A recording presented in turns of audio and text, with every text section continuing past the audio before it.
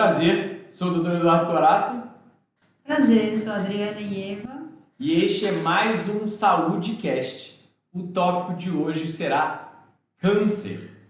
Bom, no primeiro podcast a gente conversou sobre como eu reverti minhas doenças, como a diabetes, dores na coluna, problemas do sistema imune.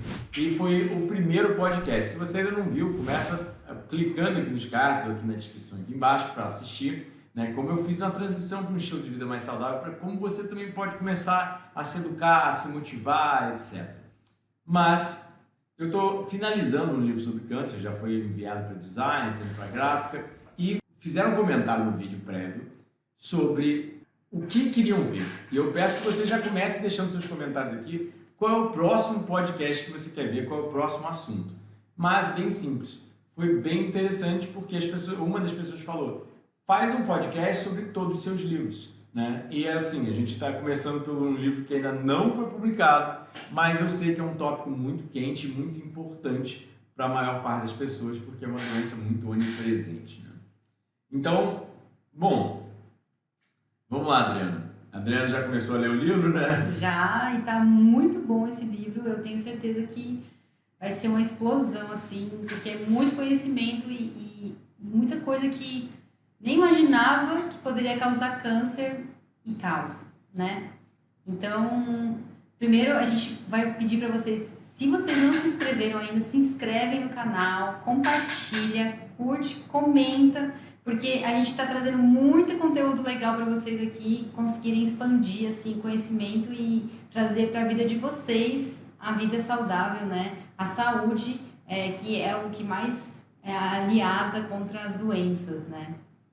Então, Du, o que te levou a investigar o câncer? O que te trouxe essa vontade de ir atrás desse assunto? Bem simples. Meu pai faleceu de câncer tem em torno de 5 anos, né? E, na verdade, tinha muito dado científico sobre dieta plant-based e câncer. Então, na faculdade, bem antes do meu pai falecer, eu já comecei a me interessar mais sobre o assunto, né? E meu TCC foi sobre dieta plant-based e doenças crônicas, mas a maior parte dele foi sobre câncer.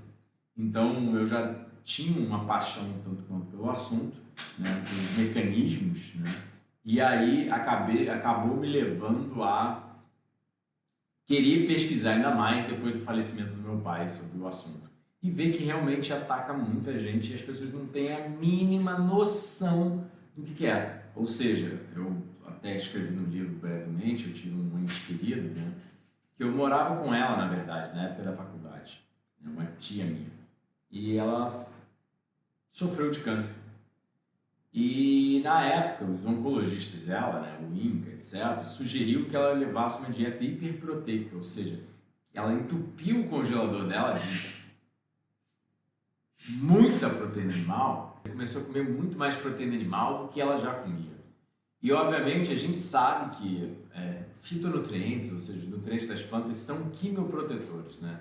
Então, não faz sentido, porque a recomendação deles, dos oncologistas dela, na verdade, falaram para ela comer mais proteína. Só que no site do INCA, olha que engraçado, tem lá que carne vermelha é correlacionada ao câncer e sugerindo só comer, eu acho que 5 vezes por semana, 80 gramas. Quem come um bife de 80 gramas? Ninguém. Um bife de 80 gramas não é nada, assim, é muito pequeno. As pessoas comem bem mais do que isso ao longo do dia, né? Então, é uma incongruência de recomendações que eu fiquei cada vez mais motivado a burilar a literatura médica científica para passar essa informação. Porque aqui a gente não trabalha com achismo, a gente trabalha com literatura. Eu mesmo sou frugívoro, faço jejuns de 24 dias à base de água, etc. Eu faço muita coisa que ainda não tem literatura para embasar. Você consegue embasar uma coisa ou outra aqui e ali? Consegue. Mas eu sigo o meu instinto, porque é para mim, né? Eu posso fazer isso porque é meu corpo, minhas regras. Mas, para passar para frente as informações, eu preciso de embasamento da literatura médica científica. Eu só posso passar algo para o meu paciente, para o meu leitor, para um seguidor, né? Falar aqui, por exemplo, para um seguidor, que está embasado a nível científico, que senão eu posso estar prejudicando a sua saúde sem saber, tá? Então, foi isso que me levou a buscar, ver que tanta gente morre desnecessariamente, né? absurdo se você for parar para pensar. Porque meu pai, por exemplo, faleceu de câncer, sendo que tudo que foi recomendado quando ele já estava com câncer não é o que há de mais recente na literatura, ou seja, é coisa muito desatualizada. E ao longo da vida dele, ele teve exposição a inúmeros fatores oncogênicos, cancerígenos, que não precisava ter tido. Ou seja, a comida que é vendida, a gente já sabe que muitas dessas coisas que vendem no supermercado, desodorante, por exemplo, é cancerígeno. A gente já sabe, os sprays aumentam a incidência de câncer, a comida industrializada, etc. Isso a comida industrializada acaba sendo até subsidiada com os nossos impostos. É um absurdo se você for parar para pensar. E existe aquela historinha, né? Ai, mas tudo causa câncer hoje em dia. Realmente, muita coisa causa câncer, mas dá para minimizar na sua saúde esses petroquímicos, né? Esses tóxicos. Tudo causa câncer porque a gente está vivendo de uma forma completamente errada, sabe? Porque não é culpa de hoje em dia. Então, se você vive numa sociedade moderna e não quer sofrer a incidência dessa doença, não quer sofrer essa doença, você tem que se informar e agir em prol da sua saúde. Ou seja, não espera que o governo, não espera que a indústria faça isso por você. É uma loucura que você vai ficar esperando, achando, não, eles estão vendendo isso, então isso não causa câncer. Não espera do governo e da indústria, tá? Porque não vai acontecer. Se não for você fazendo por você mesmo, você vai sofrer da incidência de doenças crônicas altíssima e vai morrer como a maior parte da população morre, 60, 70 anos, cheio de doença, sabe? Ou até mais cedo, né?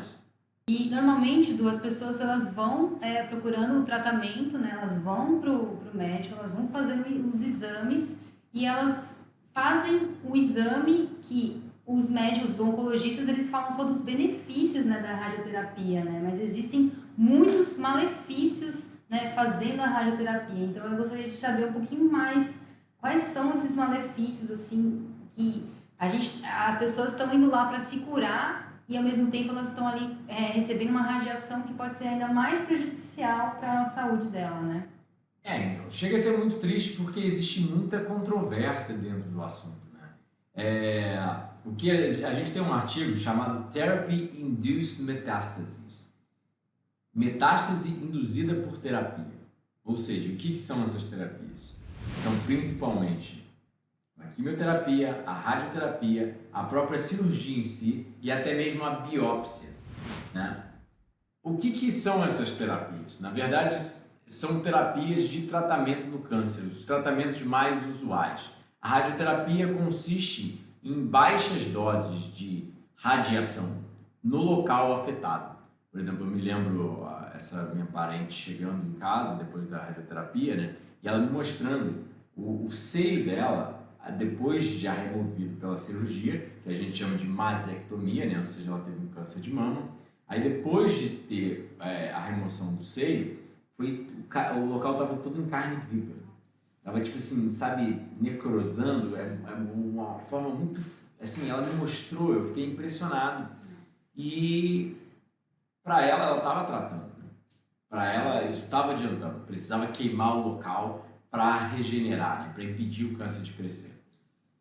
Estava ali matando células cancerígenas. E mata, mas mata células normais também. Então, aí a gente tem outros tratamentos, né? Quimioterapia citotóxica, ou seja, terapia química, né?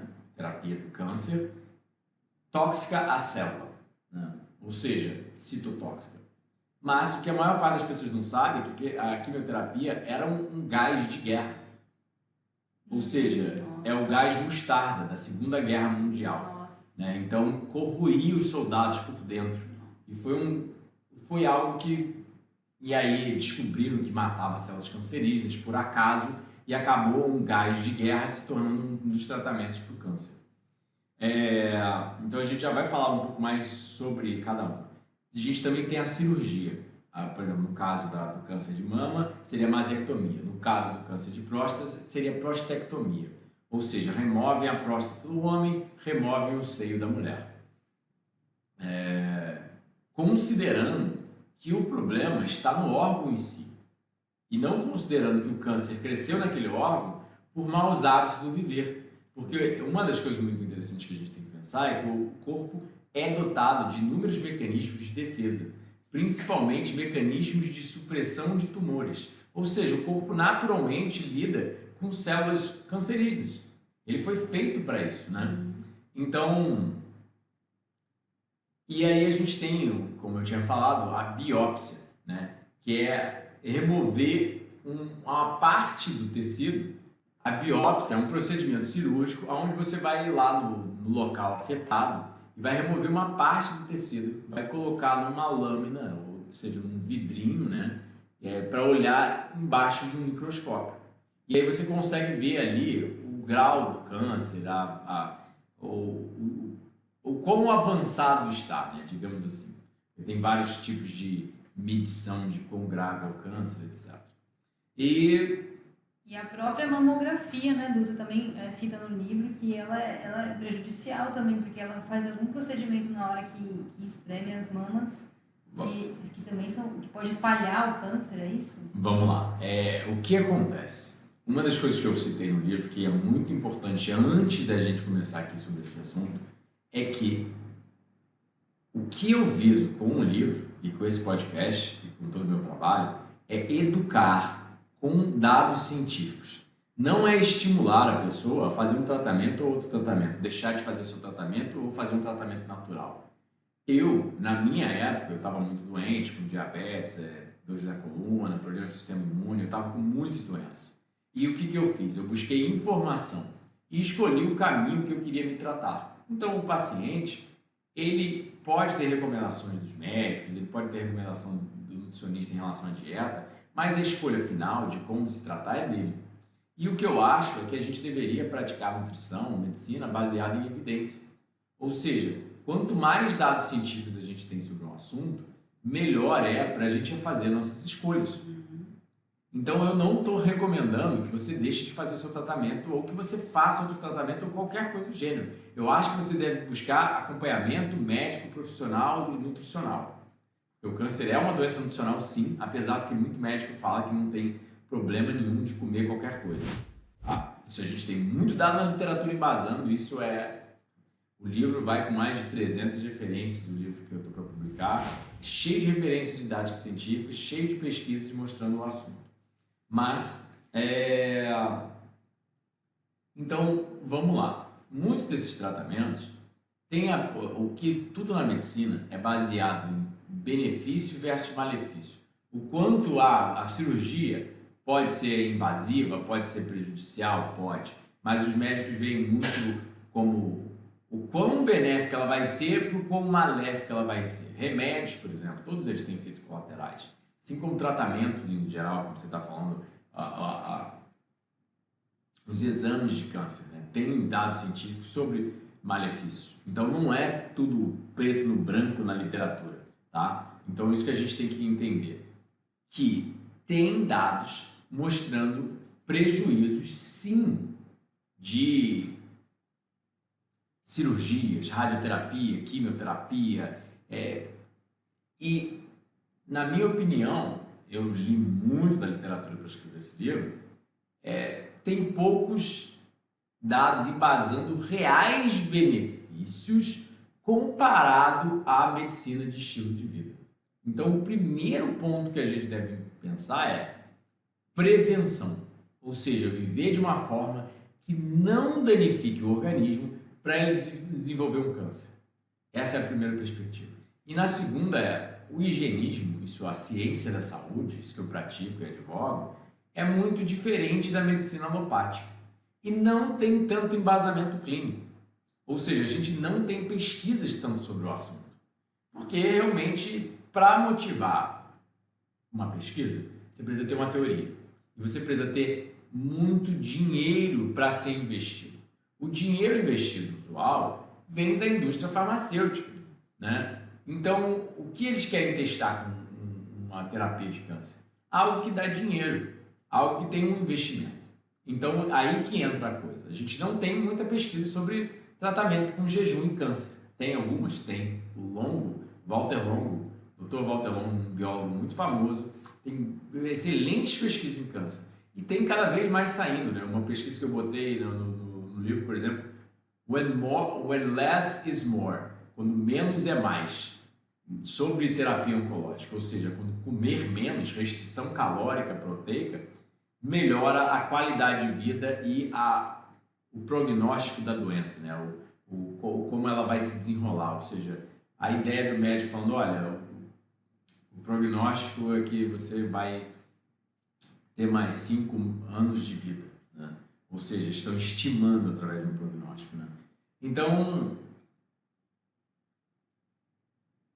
a gente não tem muito embasamento sobre o higienismo, infelizmente, mas só que tem muito embasamento sobre bits and pieces, pedaços, ou seja, atividade física reduz a incidência de câncer, dieta reduz a incidência de câncer, dormir cedo, dormir o suficiente reduz a incidência de câncer, pegar sol, bons níveis de vitamina D reduz a incidência de câncer, um convívio pessoal, um relacionamento reduz a incidência de câncer, uma boa microbiota reduz, entende? A gente tem dados do higienismo como um todo, porque o higienismo é a ciência da saúde. A matéria higienista, ou seja, que a gente brinca, porque existe a matéria médica, né, que são todos os remédios, os tratamentos, etc. E a matéria higienista seria sol, ar, água, alimento adaptado à nossa espécie, jejum, etc. Tem muitos dados sobre a matéria higienista de cada pesquisa, mas não tem usando todo o sistema higienista para tratar um paciente de câncer. Tem alguma coisa ou outra que já começou a ter na literatura, mas ainda é muito... Mas, bom, voltando ao assunto, sim, os tratamentos usuais têm artigos sugerindo que eles induzem a metástase. E eles auxiliam a proliferação do câncer. Porque quando você corta ali com uma biópsia, por exemplo, para tirar um pouco de células e ver o local, quando você queima com a radioterapia, né? Quando você introduz a quimioterapia citotóxica, por exemplo, essa minha parente, ela chegava vomitando sempre da quimioterapia. Depois que ela chegava da quimioterapia, ela passava dias vomitando, cai cabelo, a aparência dela ficou bem menos saudável do que antes. É muito invasivo, né? Mas perante a perspectiva essa que é a diferença da perspectiva higienista para a perspectiva usual alopática. A alopatia, ela visa atacar a doença. Ela acha que a doença é algo errado e precisa ser destruída. O higienismo já não. O higienismo acha que a doença é, na verdade, uma falta de necessidades biológicas. E aí, o que a gente precisa na doença? Fornecer essas necessidades biológicas. A gente não pode tirar elas e introduzir coisas mais maléficas ainda. Entende? É uma perspectiva completamente diferente de tratamento, né? Então, assim, perante eles estão danificando para matar as células cancerígenas. Óbvio que danifica o corpo como um todo, mas o corpo vai conseguir se regenerar depois que acabar o tratamento. Mas aí tem muita coisa no livro para você ler, detalhe por detalhe, para entender um pouco mais sobre o assunto.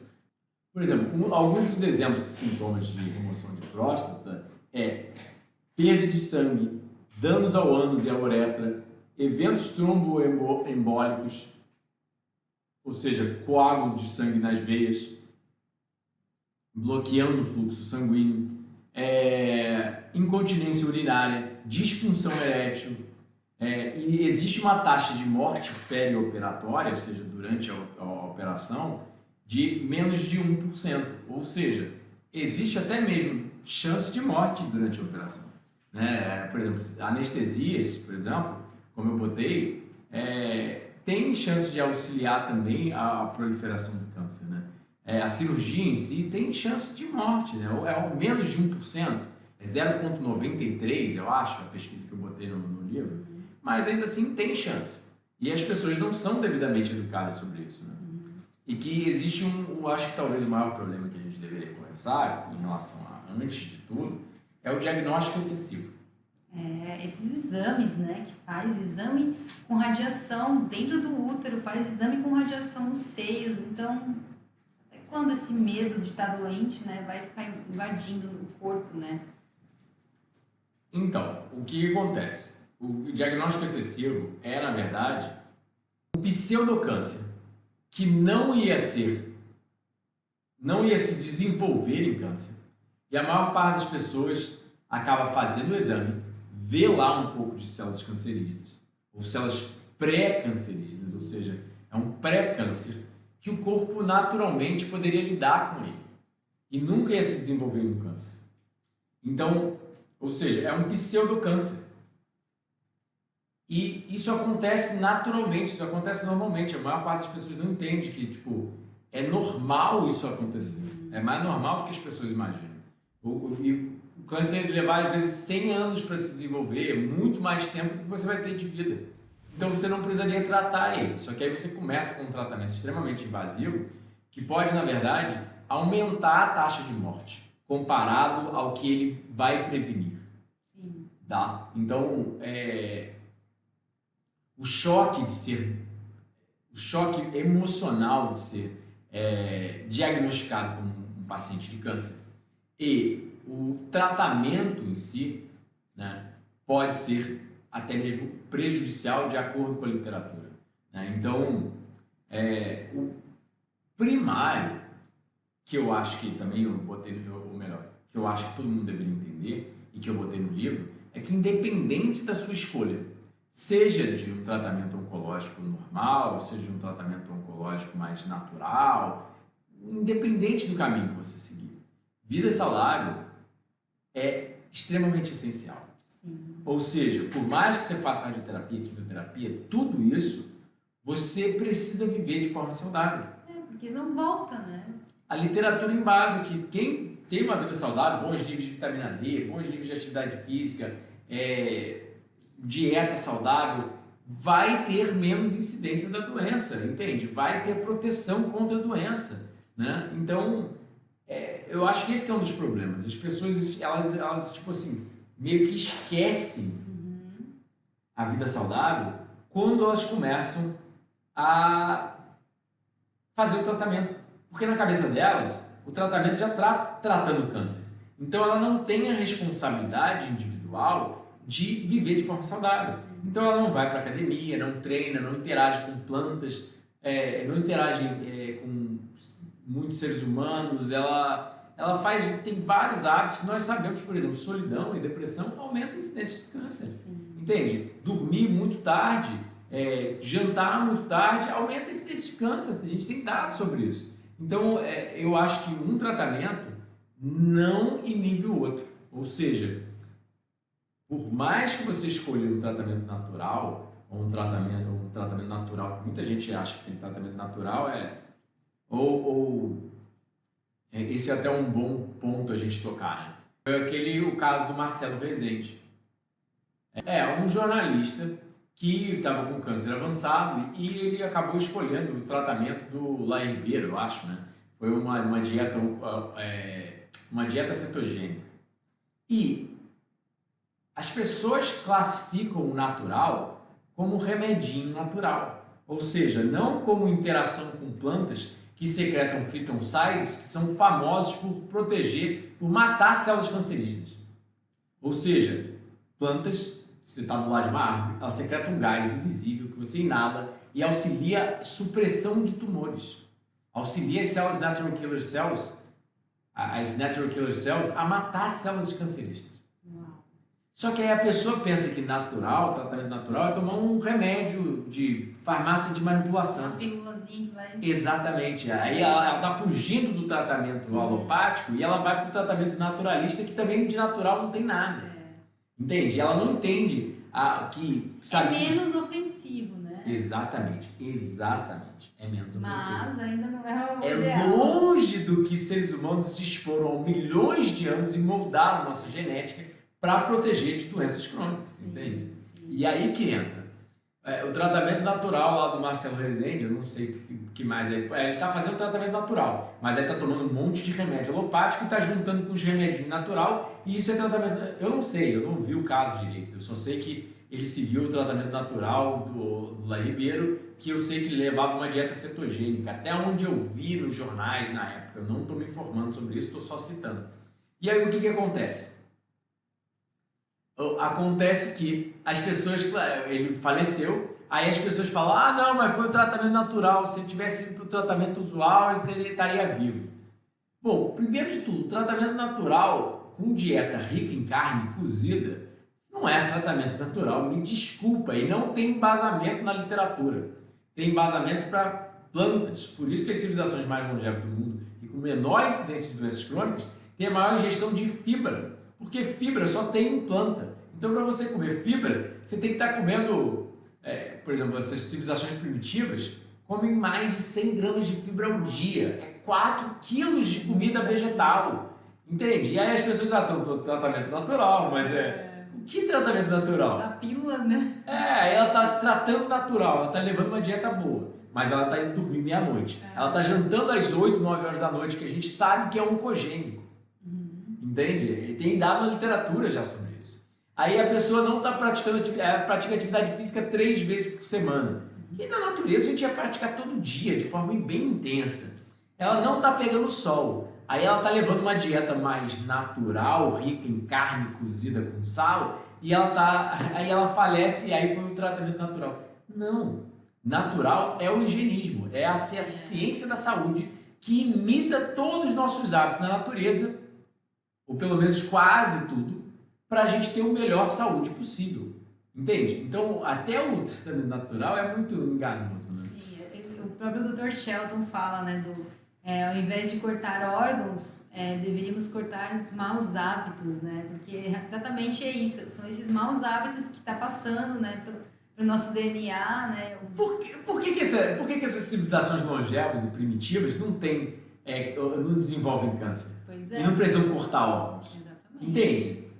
A própria apendicectomia, ou seja, a remoção do apêndice que muita gente faz, tem correlação com o aumento de doenças crônicas, inclusive o câncer. Ou seja, você teve o apêndice inflamado quando você tem 20 anos. Você vai ter um aumento da incidência de doenças crônicas, inclusive o câncer. Porque está faltando uma parte do seu corpo, está faltando um órgão que era para estar ali. E as pessoas não consideram como algo vital, entende? Não, e acha que o apêndice não serve para nada, mas o apêndice realmente ele serve. Pelo que eu li no livro, ele é um reservatório de microbiota benéfica para o nosso organismo. Então, como assim? Você acha que a gente ia ter um órgão no nosso corpo que não ia servir para nada? Não faz sentido isso, né? Exatamente. E a microbiota é muito importante para a proteção de doenças, inclusive do câncer. Né? Então, por ela ser um reservatório o berço da microbiota, né? Ela auxilia a repovoar o intestino caso, por exemplo, você faça qualquer coisa que machuque a microbiota. Né? Então, é um órgão essencial. Né? Então, a gente não pode ir removendo órgãos e achar que vai ficar tudo bem, porque o órgão não se regenera. Não vai crescer um novo, entende? Sim. E aí, por exemplo, eu até botei no livro o caso da Angelina Jolie. A Angelina Jolie fez uma dupla mastectomia profilática. Ou seja, uma dupla remoção dos seios. E profilaxia é, por exemplo, tomar um remédio antes de desenvolver a doença. Tá? Ou seja, você está prevenindo a doença antes de acontecer. Mas a gente pega aí uma estrela de Hollywood, famosíssima, milionária, uma das mulheres consideradas as mulheres mais bonitas do mundo. E o que acontece? Bem simples. Ela removeu os seios por causa de um gene chamado BRCA, o BRCA gene, como a gente chama em inglês.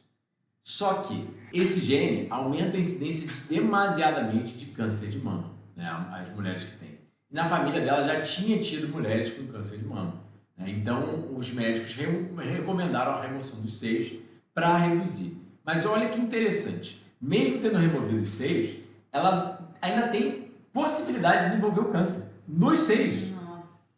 Porque é uma possibilidade muito pequena, mas ela tem possibilidade. E se ela não desenvolver nos seios, ela pode desenvolver em outros lugares. Sim. Entende? Pode acontecer câncer em outros lugares. Aí, 2 anos depois dela ter removido as mamas, ela fez logo depois, ou seja, 2 anos depois, ela ainda fez uma remoção do útero e dos tubos falopianos. Sério? Ou seja, ela removeu vários órgãos para inibir o câncer. Isso motivou até mesmo mulheres nos Estados Unidos a fazer o mesmo, fazer cirurgias profiláticas. Né? Só que, alguns anos depois, foi publicado, eu peguei uma pesquisa para colocar no livro, mostrando que uma intervenção dietética em mulheres com BRCA, com esse gene que aumenta muito a incidência de câncer na mulher, pode reduzir drasticamente a incidência do câncer de mama, mesmo com BRCA. E aí eu te pergunto, a pesquisa é com uma dieta baseada em plantas, uma dieta mediterrânea, com muita pouca proteína animal, para reduzir os níveis de IGF-1, que a gente pode falar sobre isso, mas eu sugiro você assistir a série de câncer que a gente tem lá no outro canal. Vou botar aqui na descrição. Mas o IGF-1 é um hormônio promotor do câncer, que quanto mais proteína, principalmente animal, você come, maior é os níveis desse hormônio no sangue. E ele inibe a autofagia e a apoptose, ou seja, a limpeza do organismo em relação às células velhas, ao reparo, ao equilíbrio do organismo como um todo. Então, o que acontece? Olha que interessante. A pesquisa sugere que a gente deveria estar fazendo recomendação desse tipo de dieta para todas as mulheres com BRCA, para elas terem reduzido a incidência de câncer de mama. E aí eu pergunto, será que os médicos, os oncologistas da Angelina Jolie, sabiam disso? Será que eles recomendaram ela? Será que pelo menos eles deram a possibilidade dela ler o artigo para poder, talvez, não remover os seios? Sim. Porque pelo que a pesquisa sugere, mesmo a mulher tendo esse BRCA, se ela leva uma dieta baseada em vegetais, com pouquíssima proteína animal e os alimentos todos integrais, ou seja, comer feijão, comer grão de bico, comer lentilha, comer fruta, comer vegetal, comer castanha, comer semente, comer alimentos das plantas na sua forma original, in natura, reduz a incidência do câncer, mesmo se você tem esse gene. Então, o que eu quero dizer é, tem uma frase muito legal, genes carregam a arma, estilo de vida puxa o gatilho. Você não é o alvo da sua genética. Não é que genética determina a sua incidência de doenças. A nível científico a gente já sabe isso. Tá? Pegando uma pessoa que morava na China, migrou para os Estados Unidos, em poucos anos a incidência dela de câncer aumenta drasticamente. Aí você fala, pô, não pode ser genética, porque em poucos anos mudou. Gêmeos têm maior incidência de uma doença do que o outro gêmeo só por causa de hábitos. E gêmeos vão ter os genes idênticos, né? São gêmeos. Então, essa compreensão de genes, eu acho que vai muito mais para um outro lado. Não é o gene o culpado. É os hábitos da sua família, que você aprendeu, sabe? Eu tenho meu filho, e aí se meu filho a comer da mesma forma que eu desenvolvi câncer de próstata, ele vai desenvolver também, porque ele está comendo e vivendo da mesma forma que eu. Eu estou impondo meus hábitos a ele. Eu vou dormir meia-noite, vai ter luz ligada até meia-noite, meu filho vai estar exposto até meia-noite. Eu estou fumando, meu filho vai fumar passivamente ou às vezes até diretamente, porque ele vai ver o pai fumando, vai querer beber, fumar e fazer tudo igual. Se meu pai e minha mãe podem, é o correto, né? Então eu vou seguir o mesmo caminho. Exatamente. E assim vai passando de geração por geração, né? Até onde a gente vai cortando os órgãos ao invés de mudar os hábitos realmente para poder trazer um DNA mais saudável para a nossa sociedade, né? Porque o DNA já está prejudicado, o DNA já está sendo danificado por esses maus hábitos, né? Então, é melhor a gente começar a ver a raiz do problema do que ficar tentando remediar, cortando órgãos e deixando isso cada vez mais tomar conta da população, né? Imagina, as crianças daqui a pouco já vão nascer com os genes com problemas, né? Já tem isso, né? Mas cada vez mais isso vai acontecer se a gente não tomar uma iniciativa realmente na raiz do problema, né? Então, a radioterapia, quimioterapia, cirurgias, todas elas têm efeitos colaterais também. Apesar de você não saber, ou talvez não tenha sido educado sobre o assunto, eu sugiro você se informar, às vezes assistindo os vídeos lá no canal, da série, ou às vezes lendo esse livro de câncer que eu estou para publicar em no máximo 2 meses. Né? Porque tem o lado ruim da moeda que eu também trago, entende? Mas tudo embasado a nível de ciência, nada que eu estou achando, nada da minha opinião. Tudo que está, eu só coloco o que está publicado na literatura. Eu só burilo o artigo e transmito a informação. Tá muito bom esse livro, tô adorando, tá sendo, assim, realmente um divisor de águas, assim, para quem realmente quer estudar sobre a doença. Só finalizando, por exemplo, tem pesquisas sugerindo o que oncologistas de radiação falam e o que os pacientes entendem. Ou seja, médicos sempre mencionam os benefícios da radioterapia antes de uma operação e frequentemente não mencionam os malefícios. Portanto, os efeitos colaterais da radioterapia são frequentemente subestimados e que os oncologistas deveriam ficar alertas à possibilidade do paciente não entender os riscos. Isso eu estou lendo o sumário de uma pesquisa, tá? Mas então existe, por exemplo, o termo radioresistência. Quando o tumor resiste ao tratamento da radioterapia. As células tumorais se adaptam às mudanças induzidas pela radioterapia. Então existe a possibilidade de as células tumorais não serem devidamente afetadas pela radioterapia, ou seja, as células do câncer continuam lá, mas o que acontece com o resto do corpo? Porque a gente não está medindo que um paciente que está passando por uma radioterapia ou quimioterapia, o que está acontecendo com a microbiota dele? O que está acontecendo com os níveis de marcadores inflamatórios dele? O que está acontecendo com a glicemia dele? Eu acho que deve estar alterando todos os biomarcadores, porque é uma coisa invasiva ao organismo. Uma radiação. É. Uma radiação no seu corpo inteiro, né? Vai ter alterações patogênicas também, na minha humilde opinião, né? Mas... Fora os valores desse tratamento, né, Du? Que é um valor muito alto, ou seja, você trabalha ali a sua vida inteira para curar, para tratar a sua própria doença, né? Mas esse que é um dos problemas, né? O SUS paga muita coisa. Sim. Mas quem paga o SUS? Quem está trabalhando ali para fornecer esse serviço, né? Exatamente. Essa que é a grande questão, né? Porque as pessoas não pensam que alguém está pagando os remédios da quimioterapia, alguém está pagando a radioterapia, alguém está pagando a cirurgia. Se não for ela diretamente, né?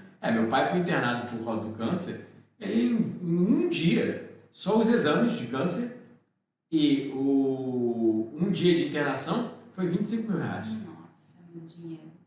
E ele entrou no hospital bem melhor, saiu um dia depois bem pior. Você comenta no livro que ele recebeu uma alimentação de lasanha, Deram gelatina. Lasanha com carne para ele e gelatina. Ou seja, tudo industrializado. Farinha de trigo, carne extremamente cozida e gelatina. Nem sei. Uma pessoa que está com câncer, né, em tratamento, receber esse tipo de alimentação, que nem é comida de verdade, né? Exatamente. Nem deveria ser dito como um alimento. Fornecido em um hospital, né? Um hospital. Pelo menos se fornecessem comida cozida, arroz, feijão, sabe? O que as pessoas entendem como comida natural, né? Que para mim isso não é comida natural, né? Seria menos mal. Não foi. Por isso que foi pago, né? Foi internação. Foi particular. Nossa.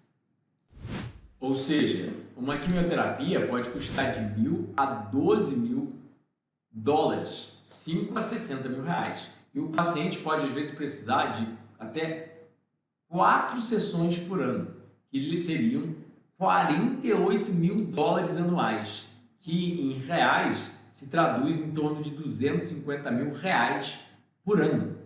Nossa, é muito dinheiro.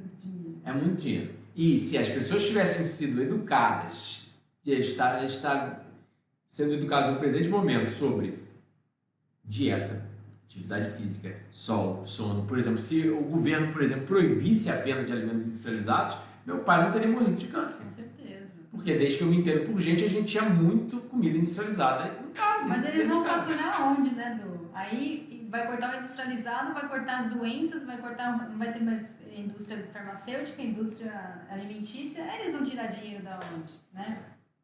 É muito complicado. E alguns sintomas de quimioterapia, por exemplo, anemia, aumento do risco de infecções, machucados, fadiga, se sentir doente, nauseado, vômito, perda de cabelo, sangramento e machucados, facilidade de ter hematomas na pele, sangramentos nasais severos, sangramento gengival, lesão bucal, mucosite que leva à perda do paladar, mau hálito, boca seca, úlceras na boca, sensação da boca estar queimada por dentro, perda do apetite, prejuízo nas unhas e pele, problemas de memória e concentração, problemas de sono como insônia, diarreia, constipação e problemas emocionais. Nossa, muita coisa. São alguns dos sintomas colaterais que podem ocorrer com a quimioterapia. E eu já vi vários pacientes de quimioterapia e segue por aí mesmo. Será que vale a pena mesmo, né? Continuar vivendo essa vida com doenças? Esse que é o problema, né? As pessoas, ao invés de pelo menos mudar o estilo de vida, para ver se consegue uma remissão do câncer, pelo menos moderado, não, elas continuam vivendo e elas vão para o tratamento, né? Ou seja, elas querem comprar a saúde, elas não querem viver de forma saudável. Porque me explica então, é muita preguiça. Só me explica, por que Okinawa, Vilcabamba, Abkhazia, as zonas azuis, civilizações primitivas que não têm contato com comida industrializada, muita proteína animal, não dormem de madrugada assistindo Netflix, não têm carro e são extremamente sedentárias, não têm essa doença. Porque um condado na China pode ter 230 vezes menos a incidência de câncer do que o mesmo condado, um condado do lado, que é uma cidade grande. Sim. Ou seja, comparado de uma cidade grande com uma cidade pequena, pode mudar a incidência da doença em 230 vezes. E qual é a explicação? Me dá uma explicação, é falta de quimioterapia, radioterapia, cirurgia? Eu não consigo entender. Então, é ou falta seja, de natureza. Responsabilidade individual. Se você está sofrendo de câncer, foi culpa sua.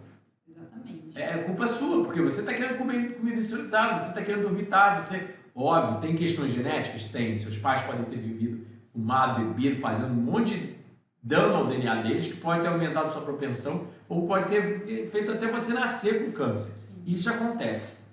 Mas, mesmo que se você nasce com a doença, a gente sabe que ela pode ser demasiadamente reduzida, melhorada sua progressão, vários fatores clínicos melhorados com um estilo de vida saudável. Sim.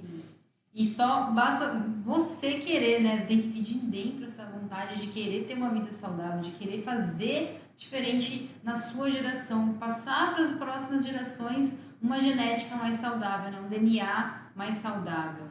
Então, realmente é uma autorresponsabilidade querer que o planeta se regenere, né?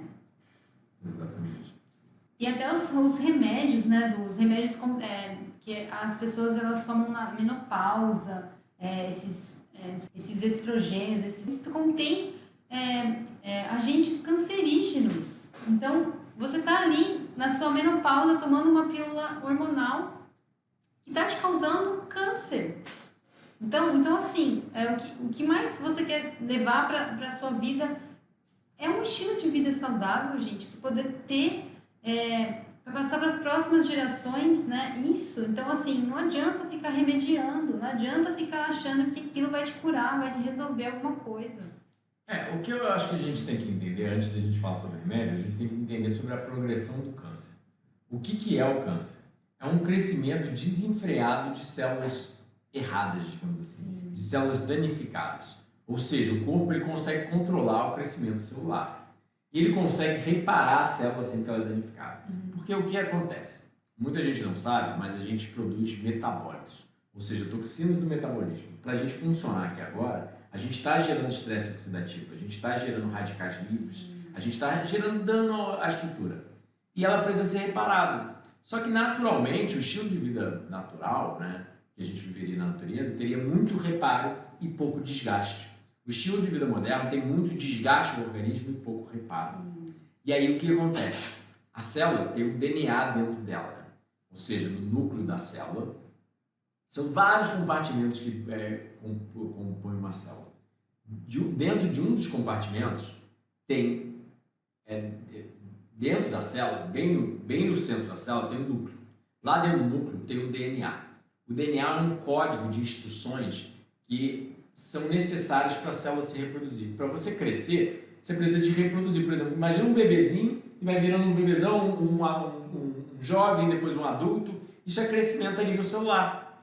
Ou seja, ele tem uma estrutura para desenvolver esse crescimento. Tem todo um código genético que codifica as proteínas ali e vai fazendo a transcrição, né? Ou seja, replicar exatamente o que estava dentro da célula para produzir uma célula idêntica. Só que, como a gente vive de uma forma muito não natural, a gente tem dano ao código genético, a gente tem uma mutação. E essa célula mutada, quando a gente come muita caloria e muita proteína, estimula a divisão celular, mas inibe o reparo da célula. Então, quando está estimulando a divisão celular, mas está inibindo o reparo, ela vai se multiplicar em 2, em 4, em 8, em 16, já danificadas. Nada. Exatamente. Para replicar, ela tinha que reparar antes.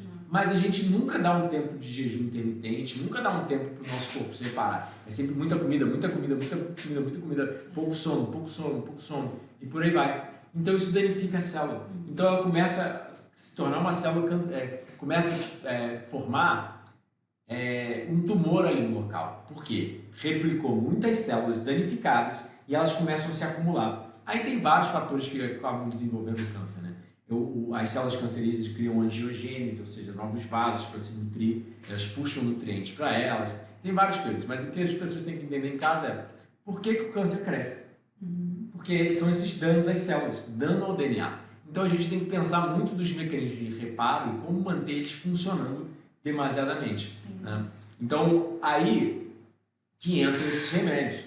Remédios todos, qualquer médico sai da faculdade sabendo que, aulas de farmacologia, todo tipo de remédio sintético, que é feito de petroquímicos, né, que a gente tem que compreender isso, ou seja, na natureza tem alguma coisa que não estraga, ou seja, uma árvore, ela tem tempo de vida. As folhas que caem dela se decompõem. Como que você faz uma cápsula que seja natural? Não tem cápsula natural. Não existe.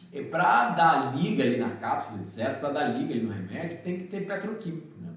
Então você está ingerindo um petroquímico que, obviamente, a gente ainda nem sabe de todos os efeitos. Né? Sim. E aí, o que acontece? Você estava falando do Premarin, né? O Premarin, que era um remédio utilizado para reposição hormonal depois da menopausa, aumentava a incidência de doenças cardiovasculares e câncer. O DS, distributerol, que era um remédio para auxiliar na gravidez das mulheres, acho que na década de 50 nos Estados Unidos, foi usado durante muito tempo, auxiliava as mulheres a desenvolverem câncer e as filhas delas já nascerem com câncer ou desenvolverem muito cedo. Alterava questões epigenéticas transgeracionais, ou seja, causava um dano que ia passar para a próxima geração. Eu mesma, logo que eu comecei a menstruar, meu ginecologista já me passou anticoncepcional. Então é assim, você começa a vida... Sem vida sexual ativa? Nada, só porque eu tava menstruando, só para regular, porque eu tinha espinhas, né? Muitas espinhas. Então não, toma esse hormônio aqui para poder regular. Se ele soubesse de nutrição, ele saberia que consumo de laticínios e leite e queijo é correlacionado à espinha. Não é menstruação. Eu tinha muita rinite, sinusite, eu consumia muito queijo, eu acordava e tomava um copo de leite, então eu já tinha muitos problemas na minha alimentação, então assim, tomava ainda uma pílula, ainda para repor hormônios que estavam me causando muito mal mesmo. Então assim, já começa na adolescência, na puberdade, a pessoa já começa a receber esses hormônios sem necessidade. O que acontece realmente pouco é informado para a população. A população só segue o que foi recomendado a ela, mas os dados científicos precisam ser cada vez mais atualizados. E às vezes muitos dos profissionais da área de saúde também não são atualizados. Né? E tem muita influência da indústria e por aí vai. Mas esse mesmo médico foi que me indicou a cesárea sem antes nem de eu descobri minha gravidez e já estava querendo marcar minha cesárea. Então, assim, esses médicos, eles realmente são pagos para fazerem cirurgias, para te darem remédios. Então, assim, infelizmente, a população ela tem que buscar o conhecimento. E você fez cesárea? Não, quando ele já falou isso, eu falei, não. Que legal. Não. O pessoal, apesar de ser um tópico bem diferente, né, já que ela entrou no assunto, uma das coisas interessantes é que cesárea aumenta prejuízos ao sistema imune. Por quê? Não, olha isso. Quando a mulher vai ter a criança, existe uma microcolonização das bactérias intestinais na vagina. Ou seja, ela migra bactérias do intestino dela para a vagina dela, para quando a criança passar, ser microcolonizada por essas bactérias vaginais e ela ter uma microbiota assim que nasce. Sim, e a microbiota é um dos auxílios ao desenvolvimento do sistema imune. Então, olha que interessante, os médicos todos querem fazer cesárea Sendo que o natural seria nascer pela vagina. Durante milhões de anos não teve cesáreas. Daí tem o quê? 1000 anos? E receber essas primeiras bactérias da mãe, né? A criança receber da mãe ali antes de vir para a Terra, né? Sai antes do tempo, pô. Como que você está sabendo que a cesárea vai ser exatamente o tempo? Deixa a criança nascer natural. Óbvio, existem casos? Existem, mas provavelmente esses casos também são por causa de um estilo de vida não natural da mãe. Sim. Sugiro você ler o Veganismo para Mães, Pais e Bebês para entender por que às vezes a criança não consegue nascer de parto natural, né? A mãe levar uma dieta hiperproteica, hipercalórica, e a criança nasce muito grande, uma péssima relação pélvica-quadril, uma relação pélvica, ou seja, ela não teve um bom desenvolvimento anatômico, ela não tem bastante espaço para passar, entende? Porque foi não saudável na infância, etc. Tem um monte de questões a se considerar, mas o natural é sempre melhor em praticamente todos os casos. Sim. E aí sim, por exemplo, já que a gente vai falar de remédios, antibióticos, tem dados de alguns tipos de antibióticos sendo correlacionado ao aumento de incidência de alguns tipos de cânceres. Né? O próprio nome Antivida. Antivida, antibióticos, né? Então é antivida, você vai matar toda a vida ali da sua microbiota para zerar, né? E começar de novo a se alimentar errado. Eu mesmo fazia isso, né? As estatinas, por exemplo, os remédios para colesterol, né? Os hipocolesterolemiantes, são um dos remédios mais vendidos do mundo, uma das maiores lucros da indústria farmacêutica, e eles também são correlacionados ao aumento da incidência de câncer. Aí você está tomando um remédio para reduzir seu colesterol, para proteger do seu coração, enquanto desenvolve mais câncer. E minha mãe toma. Minha mãe toma. Espero que ela assista esse vídeo. Então, remédios para hipertensão, por exemplo, no caso dos sartans, é um tipo de remédio para câncer, foram associados com cânceres desde 2010, porque provavelmente eles continham 3 substâncias cancerígenas na sua formulação, que são conhecidas por... E também foi encontrado lotes pela própria Anvisa americana contaminados que fizeram recall, né, ou seja, tiraram do mercado, que também tinham substâncias cancerígenas. Aí, anticoncepcional, como a gente já falou, como a Adriana falou, que começou a tomar, é correlacionado ao aumento da incidência de câncer. Suplementos como o ácido fólico, por exemplo, que é recomendado para toda mulher grávida, para reduzir a incidência de defeitos do tubo neural, são correlacionados ao aumento de câncer na mãe e na prole por algumas pesquisas. Aí você fala, mas será que uma mulher grávida realmente precisa tomar um suplemento, sendo que ácido fólico é o folato do latim? E será que folato significa folha? Nossa. Desculpa, ácido fólico vem de folato. O ácido fólico é o sintético do folato. O folato é, na verdade, a B9, a vitamina B9, uma vitamina do complexo B, que é famosa por ser muito importante para a saúde. Mas folato, ou seja, B9, vem do latim e significa folha. Então, todos os alimentos das plantas, principalmente as folhas, têm muito folato. Uau. E aí, sabe, tem um monte de coisa que não dá nem para entrar, tocar a ponta do iceberg aqui, mas folato aumenta a incidência de câncer na mãe e na prole, ou seja, não aumenta a sua incidência de câncer na mulher que está tomando, mas no filho que vai estar tendo alterações epigenéticas transgeracionais por causa do suplemento. Né? Isso são pesquisas, talvez não inconclusivas ainda, poucas pesquisas aparecem sobre o assunto, mas quem faz esse tipo de pesquisa, entende? A indústria farmacêutica faz a pesquisa para levar para o mercado e falar, olha, está melhorando os níveis de folato no sangue, então vamos continuar suplementando. Eu não entendo se saúde é produzida por vida saudável, por que não viver de forma mais saudável? Folha é gostoso, entende? Fruta é gostoso, castanha é gostoso, todos os vegetais que contêm folato são gostosos. A gente foi feito para comer os nossos nutrientes e não tomar em cápsulazinha petroquímica. Porque, gente, não é só a sua vida, é a vida das próximas gerações, né? É o nosso DNA que está sendo modificado. Então, assim, é autorresponsabilidade pelas próximas gerações, né? É muito importante você realmente tomar a iniciativa, tem que vir de dentro. Só finalizando esse tópico todo, né, que a Adriana perguntou em relação às terapias do câncer, eu peguei para o livro um cientista, um oncologista, né, um cientista de câncer, chamado M.V. Bagosclone, publicando na Nature. Nature é considerado um dos 3 mais jornais médicos científicos nas ciências biomédicas, etc. Ou seja, um jornal é extremamente respeitado. Para ter uma publicação na Nature é assim, o auge do cientificismo, né? E aí ele mesmo cita o mesmo agente citotóxico, ou seja, tóxico à célula, que causa o câncer, pode ser usado para tratar o câncer. Ou seja, é um grande paradoxo. Uau. Mas ele sugerindo nesse artigo que todos esses tratamentos para o câncer são famosos por induzir o câncer, mas eles também curam o câncer.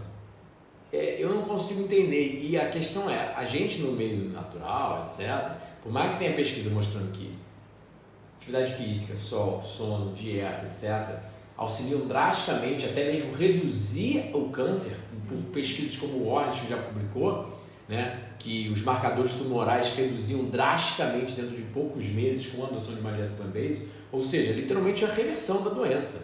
Tá? Ele mostra isso a nível científico, mas a gente não pode usar o termo de cura de câncer ou nada do gênero. Se você usar, você é caçado e processado, etc. Mas eu não conheço de nada na literatura médica científica, apesar de já ter escrito um livro sobre câncer e estudar sobre o assunto, que seja mais eficaz que uma dieta baseada em vegetais. Sim. Ou seja, não tem artigo médico científico mostrando que algo poderia reduzir os biomarcadores. Por exemplo, o Ornish fez uma pesquisa em câncer de próstata, né? Ou seja, pegando homens com câncer de próstata e botando eles numa dieta baseada em vegetais, uma dieta plant-based, como a gente chama. No caso, não sei se foi uma dieta 100% vegana, né? sem nenhum tipo de proteína animal, ou se teve iogurte, que eu acho que ele botava de vez em quando, etc. Mas ou seja, ele mostrou que o sangue de uma pessoa em uma dieta plant-based era 8 vezes mais potente em inibir o câncer do que o sangue de uma pessoa onívora numa dieta saudável. Uau. Isso in vitro, tá? Ou seja, num tubo de ensaio, não dentro do ser humano. Mas ainda assim, é uma coisa muito impactante. E ele mostrou redução do LMCAP e ele mostrou a redução dos principais biomarcadores tumorais para câncer de próstata. Ou seja, do PSA e do LMCAP, né? O PSA é antígeno prostático específico, né? Prostate Specific Antigen. Então, se o PSA está reduzindo, quer dizer que o câncer está literalmente reduzindo. Mas a gente não pode, tipo assim, tem dados científicos, mas quem fala disso? Então, assim, a gente já está quase muito avançado no podcast, a gente pode fazer outros podcasts sobre câncer, mas é bem simples. Uma dieta baseada em vegetais tem muita evidência. Uma dieta baseada em vegetais, dormir cedo, pegar sol, praticar atividade física, tem muito mais evidência científica de melhoria de saúde, não só de vamos inibir um marcador aqui. Não, melhora a saúde do corpo como um todo. As inúmeras vias de sinalização, vias genéticas, hormonais, inflamatórias. O planeta inteiro. Age num todo. É macro transformar o seu estilo de vida, porque mexe com o corpo inteiro. E isso mostra-se que, na verdade, essas doenças todas que a gente tem sofrido, câncer, doença cardiovascular, diabetes, não é uma falta de remédio, não é uma falta de cirurgia, é uma falta de estilo de vida saudável. É uma falta de amor pelo seu próprio planeta, o planeta interno e o planeta externo. Né? Se você realmente se ama e ama esse planeta maravilhoso que a gente reside, vamos cuidar bem dele, vamos amar ele, né? Vamos dar o alimento ideal para ele, vamos fazer um pouquinho por dia, não precisa da noite por dia mudar tudo, mas um pouquinho por dia para poder trazer esse estilo de vida mais saudável, para a gente poder trazer isso para as próximas gerações, os próximos genes. Então não precisa ser de vez cortar a carne, cortar a gordura, mas aos poucos vai fazendo com que a sua consciência se expanda, o quanto isso é importante, não só para Educação. você, Educação. A sua família vai se beneficiar muito com a sua mudança, pode ter certeza. Educação. Educação é a base de tudo. Sem educação você não consegue fazer nada na vida. Se você não entender o que causa o câncer, o que protege o câncer, você não vai conseguir mudar, entende? E aí sim, no livro eu falo sobre, a gente pode falar nos outros podcasts sobre cronobiologia, crononutrição, ou seja, prestar atenção em dormir cedo, calibrar o relógio biológico. Tem vídeo sobre isso no canal antigo, sugiro você assistir. Crononutrição também é um fator muito importante, não jantar muito tarde, etc. Os níveis de atividade física, as pessoas praticam muito pouco atividade física. O que é uma dieta vegetal e quais são os alimentos anticancerígenos de acordo com a literatura. Por exemplo, linhaça, soja, tomate, brócolis. Vamos deixar o pessoal curioso para eles assistirem, porque o próximo podcast também vai ser muito bom, porque cada vez mais conhecimento para vocês aqui. Sim, mas é exatamente isso, Dri. A gente vai tocar mais sobre dieta e estilo de vida nos próximos podcasts, tá? Sobre o câncer, mas é bem isso mesmo, Dri. Eu acho que é um acordar da consciência planetária. A gente tá tipo assim, joga plástico de tudo quanto é canto, come comida que vem em plástico, vive de uma forma completamente anormal. Eu acho que foi realmente um dos problemas, foi o êxodo rural. A construção das cidades começou a distanciar a gente das nossas fontes da existência. Exato. Ou seja, o sol é uma fonte da existência, sem o sol não dá para viver. Sem a comida não dá para viver, mas a gente não colhe mais nossa comida. A gente pega a comida da onde? Do supermercado. Supermercado. Você não tem mais contato com a planta, você não sabe o que você foi feito para comer. Exatamente. Isso não existe, entende? Sim. Aí você não tem mais contato com animais direito, porque você vive em cidade grande, o que tem de animal? Cachorro, gato Pomba. E barata. Ai, pomba. E barata, pomba e mosquito. Só. E os animais domésticos, né? Que aí eles acabam também recebendo alimentação errada devido aos maus hábitos e falta de conhecimento. Não, é uma coisa muito doida. A gente troca microbiota. Só daqui a gente está aqui falando, tocando, etc. A gente está trocando uma microbiota. Sim. Só de estar em contato com um cachorro, uma criança pode auxiliar o sistema dela imune se ela tomou antibióticos. Nossa, isso é muito incrível. A coisa é muito doida. E as pessoas... Só finalizando então. Esse é um dos grandes problemas. A gente vê na medicina alopática industrializada, invasiva, o remédio máximo para as doenças. A gente acha que é uma evolução tecnológica, um avanço tecnológico que vai conseguir consertar esses problemas de saúde que a gente vivencia hoje. Sem perceber que não é. A evolução tecnológica de remédios, de tratamentos, é a natureza. Foi uma evolução biológica de centenas de milhares de anos que moldou a nossa genética e fornece tudo que o corpo precisa para funcionar bem e para reparar uma parte defeituosa caso ele tenha funcionado mal, ou seja, você se matou durante muito. Eu, por exemplo, estava obeso, sedentário, com diabetes, com doença na coluna, com problema do sistema imune, estava cheio de problemas. Tem 15 anos que eu vivo muito saudável. Meus problemas reverteram assim 70%. E eu acho que ainda se eu fizer um jejum longo, que a gente está querendo fazer um jejum de 40 dias na Costa Rica. A gente não, ele. Eu vou fazer um jejum e ela vai filmar e fazer um documentário. Ainda vai reverter mais esses problemas. Mas não estou recomendando jejum, não estou fazendo apologia a jejum, isso aí é só sob supervisão médica, higienista, etc. Mas onde que eu estou querendo chegar? Bem simples. O corpo se regenera, mas ele depende de você para auxiliar essa regeneração. Se você continua danificando, pegando martelo e batendo na mão diariamente, você vai perder a mão. Entende? Se você bateu com o martelo algumas vezes, a mão está danificada, mas ainda tem cura, ainda tem regeneração. Para de bater com o martelo e dá todos os mecanismos, todos os elementos essenciais para o corpo se curar. Entende? É essa que é a coisa. E não é só teoria, gente. É na hora que você começa a praticar, você se sente no próprio corpo como é bom ser saudável, como é bom acordar com disposição, acordar agradecendo por estar ali vivo, sabe? É muito bom. Você está frugívora e higienista há 2 anos, né? Você começou a seguir o meu trabalho. Sim. O que mudou na sua vida? Muita coisa, Du. Nossa, eu comecei a viver a ver beleza em coisas simples, eu comecei a ver a natureza, eu comecei a querer estar mais na natureza, né? Então, comer mais natureza me trouxe a lembrança de que eu vim da natureza, né? Então, muita coisa se expandiu para mim, minha consciência se expandiu demais. Você teve alguma doença depois dos 15 anos, depois desses 2 anos de Fruge? Não, o que eu tive assim foi picada de aranha, né? Essas coisas que assim, estar na natureza também pode proporcionar, mas que nada assim que teve, não, só saúde mesmo e muita vida, muita disposição e muita energia. Você se sente mais protegida de doenças agora? Com certeza, eu não ligo assim, eu posso abraçar uma pessoa que está resfriada que eu realmente não vou me preocupar, assim, porque eu sei que o meu sistema imune está sendo bem alimentado, ele está recebendo os melhores nutrientes por mim. Então, pessoal, muito grato por mais um podcast. Sugiro você compartilhar esse canal com todo mundo. São 3 canais, o Dr. Coraça Saúde Filial, o Dr. Coraça Saúdecast e o Dr. Coraça Cortes Saúdecast. Tá? São 3 canais, se inscreve nos 3. Começa procurando nossa playlist de câncer no canal principal, lá no canal maior, para você aprender mais sobre câncer. Ler os livros são uma excelente fonte de educação. Se você quiser meu acompanhamento nutricional, eu também presto acompanhamento nutricional online. Tem nossos cursos online para você aprender receitas, aprender a didática científica, etc. E tem os retiros presenciais.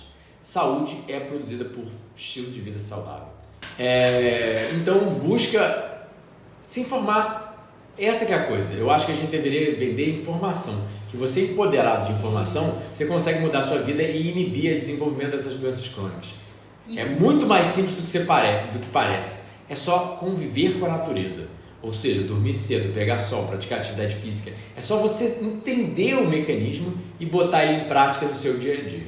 E ao invés de você querer continuar consumindo, né, a indústria farmacêutica, a indústria alimentícia, que tal não vir fazer um retiro, né, e sentir realmente no seu próprio corpo como é viver de frutos, viver de alimentos saudáveis, né, como é dormir cedo, como é estar na natureza integrado, né. Eu acho que a gente tem que vivenciar para poder dar valor ao que aquilo nos traz. Eu só realmente dei valor quando eu comecei a sentir no meu próprio corpo. E o Du, ele é um nutricionista que ele não vai te passar, ele não vai te prescrever nenhum remédio, nenhum... nutricionista não pode prescrever remédio. O que ela quer dizer eu não sou um nutricionista de suplemento. Exatamente. Eu posso prescrever um suplemento, mas eu tento visar o máximo possível minimizar esses suplementos, né? Eu sou realmente a favor de estilo de vida saudável. Exatamente. Então, assim, não é aquela pessoa que o médico vai te olhar ali, o nutricionista vai te olhar e vai falar, não, tá faltando isso aqui, pronto. Toma essas cápsulas aqui e pronto, já resolve esse problema. Não, é realmente ir na raiz do problema, é o estilo de vida, né? Então, vale muito a pena, porque é uma explosão de conhecimento, assim, de coisas que a gente nem imagina que a gente faz errado, que a gente pode mudar. Exatamente. Bom, primeiramente, prazer enorme de estar aqui com vocês.